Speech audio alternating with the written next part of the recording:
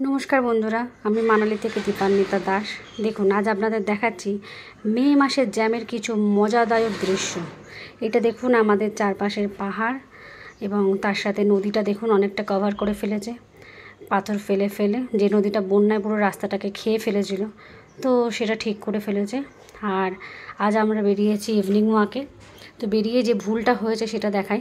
এই রাস্তাটা হচ্ছে মল রোডের একদম পিছন থেকে যে হাইওয়েটা আছে সেটা। আগে এটা 4 লেন ছিল, তো বন্যার পরে এখন এটা মেরামত করে 2 লেন হয়েছে। তো যাই হোক, যে ভুলটা করেছে সেটা হচ্ছে দেখুন কি দুর্দান্ত পরিমাণে জ্যাম।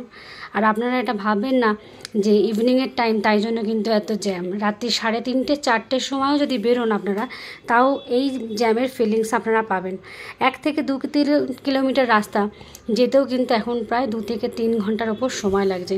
তাই আপনারা যারা বসে থাকেন যে মে মাসের ছুটিটা পড়লেই একদম দুম করে ঘুরে আসতে যাব পাহাড় থেকে আর হিমাচল থেকে, দেখুন তাদের কি অবস্থাটা হবে। সারাটা দিন এই গাড়িতে বসে জ্যাম জ্যাম আর জ্যাম। দেখুন, এই রাস্তাটা লম্বা প্রায় 3 থেকে 3.5 কিলোমিটার দেখা যাচ্ছে। এখানে শুধু গাড়ি আর গাড়ি। এখান থেকে মানুষ গলা তো দূরের কথা, কুকুর পর্যন্ত গলতে গেলেও বোধহয় অনেক বেশি হিসাব করে চলতে হবে। দেখুন কি অবস্থা, মানে একটু যদি মানে কোথাও গাড়ি বেফাস এদিক ওদিক হয়ে যাচ্ছে, ব্যাস সেখানে সারাদিন সেই চাক্কা জ্যামের মতন অবস্থা। দেখুন, ওই দূর পর্যন্ত দেখা যাচ্ছে গাড়ি আর গাড়ি।